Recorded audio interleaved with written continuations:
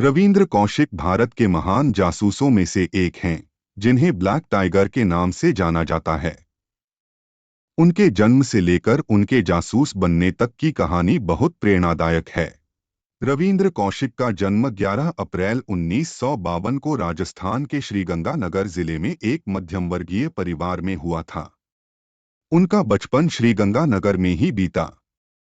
यह शहर भारत पाकिस्तान सीमा के करीब है, इसलिए बड़े होते होते उन्होंने 1965 और 1971 के भारत पाकिस्तान युद्धों को करीब से देखा, जिसने उनके मन में देशप्रेम की गहरी भावना भर दी। उन्होंने श्रीगंगानगर के एस.डी. बिहानी कॉलेज से बीकॉम की पढ़ाई पूरी की। रविंद्र कौशिक बचपन से ही कला और अभिनय के प्रति बहुत जुनूनी थे। वह कॉलेज के दिनों में एक बेहतरीन थिएटर आर्टिस्ट के रूप में प्रसिद्ध हुए। मंच पर उनकी संवाद अदायगी और हाव भाव बदलने की अद्भुत क्षमता ने उन्हें भीड़ से अलग पहचान दी।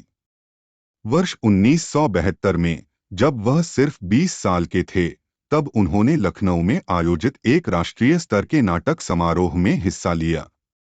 इस नाटक में उन्होंने एक देशभक्त जासूस का किरदार निभाया था, जो दुश्मनों के चंगुल में फंसने के बाद भी देश के राज नहीं खोलता।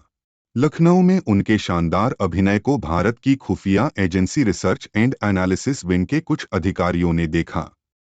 उन्होंने तुरंत पहचान लिया कि इस नौजवान में वह प्रतिभा और साहस है जो देश के लिए एक बेहद खतरनाक मिशन पर काम आ सकती है।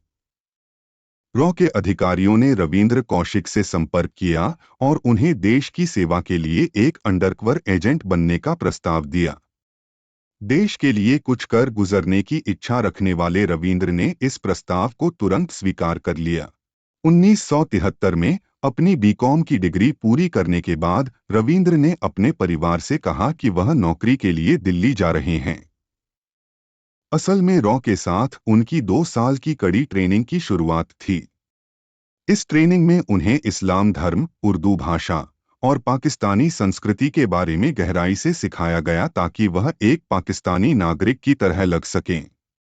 इस तरह एक थिएटर कलाकार का सफर देश के सबसे खतरनाक मिशन की ओर मुड़ गया और वह 23 साल की उम्र में अपनी पहचान मिटाकर एक जासूस बनने के लिए तैयार हो गए।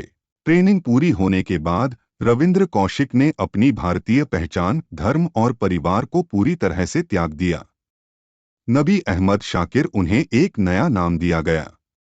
इस नई पहचान को पुख्ता करने के लिए उन्होंने खतना भी करवाया और खुद को इस्लामाबाद का निवासी बताया।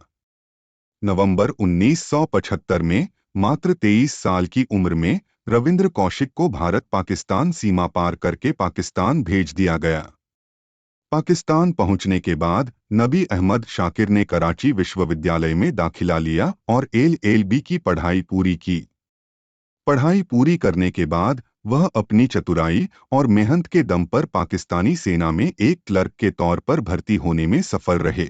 रविंद्र कौशिक का सबसे महत्वपूर्ण मिशन एक ही था, जिसके तहत उन्होंने कई गोपनीय ऑपरेशनों को अंजाम दिया। यह मिशन था पाकिस्तान की सेना में घुसपैठ करके अंदरूनी और गुप्त सैन्य जानकारी भारत तक पहुंचाना। धीरे धीरे अपनी असाधारण बुद्धिमत्ता और कार्यक्षमता के कारण वह पाकिस्तानी सेना के भीतर एक अधिकारी के रूप में तरक्की करते गए और अंततः मेजर के पद तक पहुंचे। उन्होंने अपनी पाकिस्तानी पहचान को और मजबूत करने के लिए एक स्थानीय पाकिस्तानी लड़की, जो एक दर्जी की बेटी थी, से शादी भी की और उनका एक बेटा भी हुआ। उनकी पत्नी और बेटे को कभी पता नहीं चला कि उनका असली नाम रविंद्र कौशिक था। मेजर के पद पर रहते हुए रविंद्र कौशिक ने 1979 से 1983 के बीच भारतीय खुफिया एजेंसियों को पाकिस्तान की सेना, उसके ठिकानों और योजनाओं से संबंधित कई अत्यंत गोपनीय और महत्वपूर्ण जानकारियां भेजीं। उनकी भेजी गई जानकारियों ने भारतीय सुरक्षा को मजबूत किया और कई संभावित खतरों को टालने में मदद की, जिससे हजारों भारतीय सैनिकों की जान बची। उनके इस असाधारण साहस और देशप्रेम के लिए भारत की तत्कालीन प्रधानमंत्री इंदिरा गांधी ने उन्हें ब्लैक टाइगर का खिताब दिया था।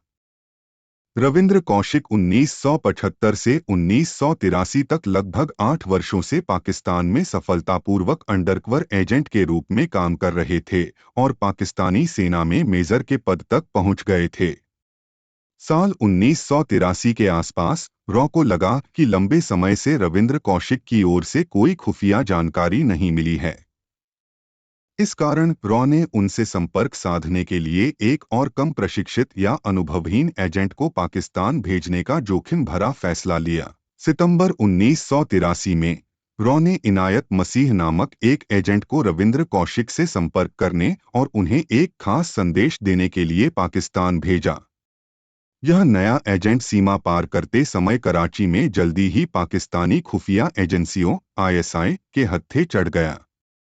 गिरफ्तार होने के बाद इनायत मसीह को पाकिस्तानी एजेंसियों ने भयानक यातनाएं दी। यातनाओं को सहन न कर पाने के कारण इनायत मसीह टूट गया और उसने रविंद्र कौशिक का राज खोल दिया। उसने बताया कि मेजर नबी अहमद शाकिर असल में भारत का जासूस रविंद्र कौशिक है। इस खुलासे के बाद पाकिस्तानी सेना और ISI हैरान रह गए और उन्होंने तुरंत रविंद्र कौशिक को जासूसी के आरोप में गिरफ्तार कर लिया। इस प्रकार रॉ द्वारा भेजे गए दूसरे एजेंट की लापरवाही और उसकी गिरफ्तारी ही रविंद्र कौशिक के पकड़े जाने का मुख्य कारण बनी। रविंद्र कौशिक के पकड़े जाने के बाद उनके साथ बहुत ही दर्दनाक और अमानवीय व्यवहार हुआ, जिसका अंत पाकिस्तानी जेल में उनकी मौत से हुआ। गिरफ्तारी के बाद उन्हें सियालकोट के एक पूछताछ केंद्र में रखा गया। पाकिस्तानी एजेंसियों ने उन्हें भारत के गुप्त राज उगलवाने के लिए 2 साल तक भयंकर शारीरिक और मानसिक यातनाएं दी। इतना टॉर्चर झेलने के बावजूद उन्होंने अपने देश के खिलाफ कोई भी महत्वपूर्ण जानकारी नहीं दी। साल 1985 में उन्हें जासूसी के आरोप में मौत की सजा सुनाई गई। बाद में पाकिस्तान के सुप्रीम कोर्ट ने उनकी सजा को आजीवन कारावास में बदल दिया। उन्हें लगभग 16 साल तक पाकिस्तान की विभिन्न जेलों में रखा गया, जिनमें सियालकोट, कोट लखपत और मियांवाली सेंट्रल जेल प्रमुख थीं। जेल में उन्हें भयानक परिस्थितियों में रखा गया, जिसके कारण उनका स्वास्थ्य तेजी से गिरने लगा।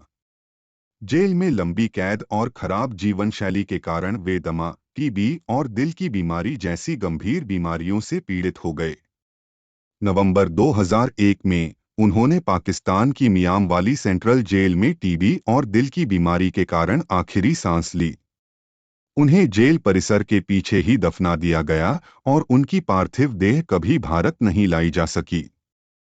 जेल में रहते हुए उन्होंने अपने परिवार को चोरी छिपे कई पत्र भेजे, जिनमें उन्होंने अपनी खराब हालत और यातनाओं के बारे में बताया। उन्होंने एक पत्र में बहुत ही दर्दनाक सवाल पूछा था, क्या भारत जैसे बड़े देश के लिए कुर्बानी देने का यही इनाम मिलता है? उनके परिवार के अनुसार पकड़े जाने के बाद भारत सरकार या रॉ ने उन्हें छुड़ाने या पहचानने का कोई ठोस प्रयास नहीं किया, जिसने उनके बलिदान को और भी दुखद बना दिया। अपनी मातृभूमि के लिए 1975 से 1983 तक दुश्मन की धरती पर रहकर काम करना और फिर पकड़े जाने के बाद 16 साल तक यातनाएं सहते हुए जेल में रहना उनकी अदम्य भावना और अटूट देशभक्ति का प्रमाण है। लेकिन उनका त्याग और बलिदान हर भारतीय के हृदय में अमर रहेगा। शहीद रविंद्र कौशिक को शत-शत नमन और भावपूर्ण श्रद्धांजलि। देश उनकी सेवा और समर्पण को कभी नहीं भूलेगा।